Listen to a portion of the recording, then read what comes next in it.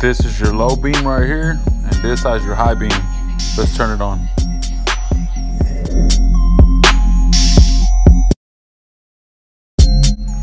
Put it in the hole right there. Put it in there and twist it. So we already did the driver's side. This is the passenger side. You can get right in there too. Let me put some light down there.